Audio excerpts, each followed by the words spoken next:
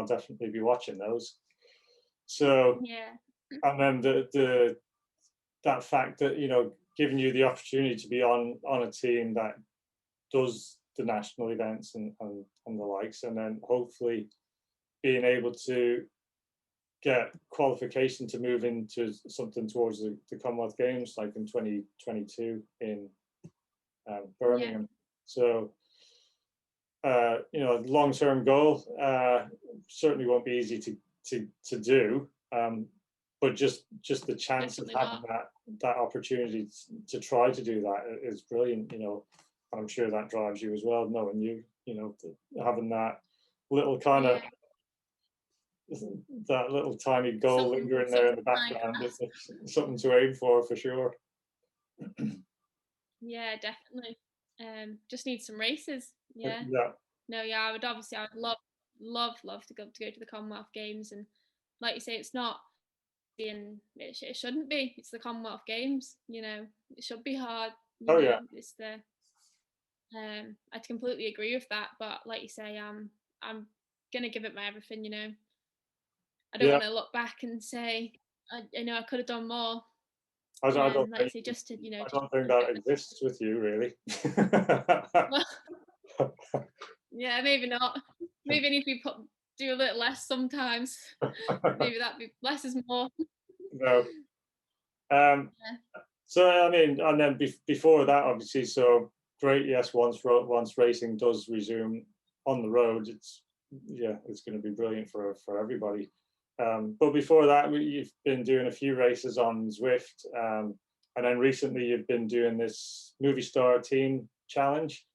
yeah, So, well, explain how that works. So they're taking. So they started off with a pool of riders, and then you've gone through qualification rounds with knockouts up to now this week, which is the final, and yeah, they can take 5 men and 5 women onto their final e-racing team.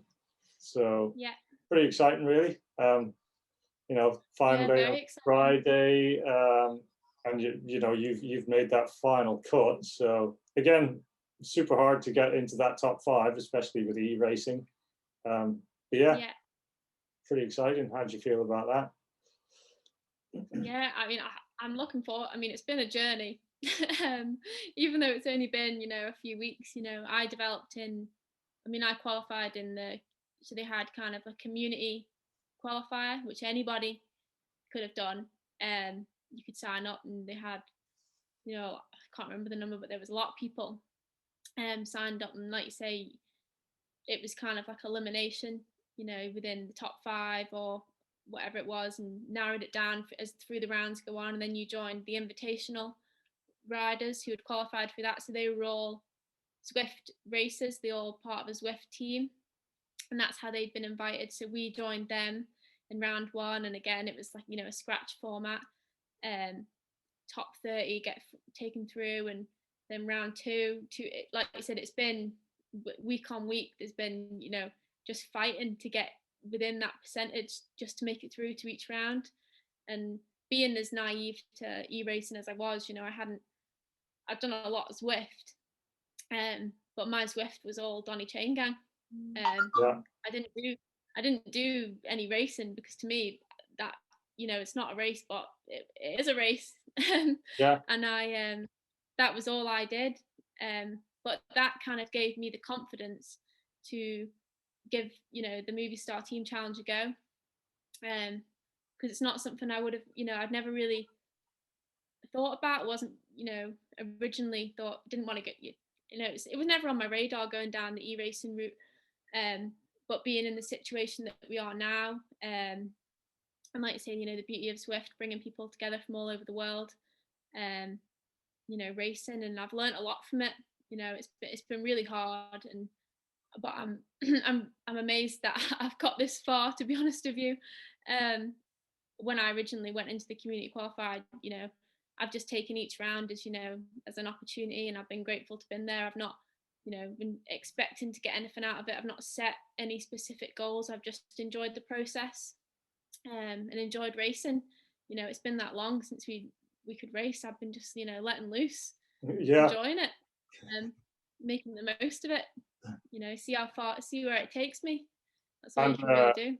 and you learn some new IT skills as well by getting Oh, set up on it. yeah, So anyone that's never done exactly. Swift, Yeah, like I said, being so uh, naive. it's not just a Yeah, case of clicking on I know. join ride. There's Any, a lot going on in the background to get all kind of officially signed in, weighed in. Yeah, well, that's a yeah, whole different or story, every. I did know. but Yeah, I didn't know the extent of it, but any future Zwift e-racers out there, send them my way, and you know, we know now. We know the extent of it. you, It was very very stressful for a moment or two. you just got Yeah, agree and all worth it though. All worth. um so yeah, Yeah, I mean that's great. I'll be watching that on Zwift on Friday again. So it's probably the one of the strangest things I had ever said before in my life is that I watched an online Zwift race when I was watching you the other week. I So know. I'll be doing the same again on Friday, watching a virtual race on the through the Apple TV. I never thought I'd say Oh, it's all good fun. that. um, so yeah, I suppose I mean another big one with you. So obviously we know you're in uni, um, Yeah, training, relationships. So not just relationship. You're actually engaged. You're in camera engaged, aren't you? yeah, So yeah. that's quite a lot going on there. So how do you balance all that together? Which is great because I kind of like. Um, so when I was racing, I mean, I come from way back when. So when probably not as many people went to uni. People in sport kind of generally, a lot of us kind of tended to put school to the background and kind of didn't think it was that important. And then, you know, Yeah, that bites you eventually, which it did me and probably a lot of people in my same shoes. And it just makes a few things harder initially. More, you get through it and you work your way through it and you get to where you end up. But I always like the fact when I get athletes who are kind of really committed to uni as well and really kind of thinking about their education and getting that balance yeah, right. So they're kind of really thinking about the future rather than just now. I just want to, that's all I want to do. I want to be a pro bike rider. I want to be the best at this, whatever. You've still got that kind of thought going on as to, well, I need something that is going to set me up later on in life as well. So yeah. how do you balance all that? Well, I think, like you say, I mean, I would have loved, 14-year-old me would have jumped at the chance to drop out of school and just be an athlete. Like that would have just been right up my street. But credit to my mum and dad. From a young age, they've always drilled into me. Education comes first.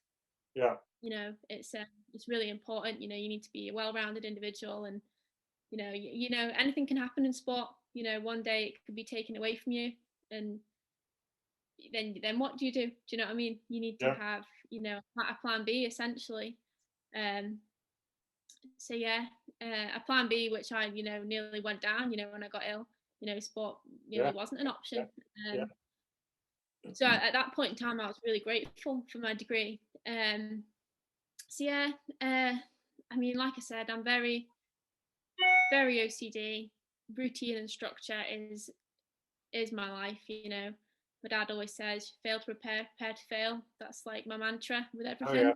Like I plan. It's all strategic planning with me, and with everything in life. Uni, training, I'm always like planned ahead, thinking. Trying to be one step ahead. Um, Relationships wise, I'm very lucky. Um, Me and Cameron love the same. We love sport. That's how we met. Was in sport. yeah, Um, we're very very different people. Bearing in mind, he's the complete opposite. The boy doesn't know the meaning of strategic planning. that's healthy though. I So can myself and maybe that's boys. Maybe that's boys. I mean, I don't know. But I don't want to be, sexist at all. But yeah, he's not so organised. no, we're pretty much most of us are like that. Well, yeah, maybe I'm just a bit, yeah, one of the anomalies. But that works well, you know, because we spend a lot of our time together doing the same thing that we love, riding our bikes. Yeah. There's no really like planning in that. You know, I'm very fortunate to, you know, that we share that together. Um, but yeah, and it's like anything, you know, like I said, when I came to uni, I didn't come for the degree. Um, it wasn't. It was just something that I had to do, you know, to get my scholarship and to train where I wanted to train. But I fell in love with it. Um, you know, psychology in particular. Um, everything about the subject. You know, it's changed my whole outlook on life. You know, the route that I want to go down after uni. You know, I'm considering either going into teaching or, you know, maybe doing a PhD. You know, into Yeah. going into research and getting a job in, you know, academia. But again, with the benefit of that being, you know, I can maybe take my cycling, you know, career a bit further, because that will allow me to do that while being at uni. Yeah. So I guess that's obviously a huge part in it as well. You know, trying to maybe not go into the real world and get a job, and just keep studying, and reading about things that I love. Um, but yeah, so I guess it's just with anything, you know, if at the heart of it, you know, the reason that you do the things that you do is because you truly love them, as cliche as it is, you know, there's no, you know, it's not hard work, you know, the planning No. involved. You always, you know, we always, you know, as people, we're always like, oh, you know, I haven't got time for that. Sometimes I feel like, you know, we don't fit, we have more time than we think we do. Yeah. In a sense, it's just we make the time for the things that we love, and we don't for the things that we, you know, enjoy, you know, the least. Um, so for me, you know, I'm fortunate. I love my degree. I love my sport. You know, my whole social bubble is within the sporting world. So I make time for all of it because I want all of it at once. Yeah. So, you know, like I said, yeah, if you love it, it's not difficult. No, no. So yeah, and yeah, you've got that balance just right then as well, by the sounds of it. So, which is, you know, brilliant. Yeah. That's kind of that's what keeps you kind of on the straight and narrow and keeps everything ticking over nicely and smoothly. So yeah, brilliant. Yeah. And I think as well, it's important, you know, we can't train 24 hours of the day. No.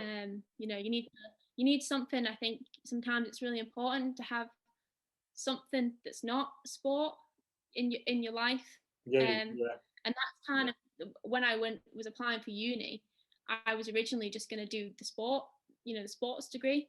Yeah. Um, and I kind of thought, because it was like that was like my safe option, you know, that's what I know.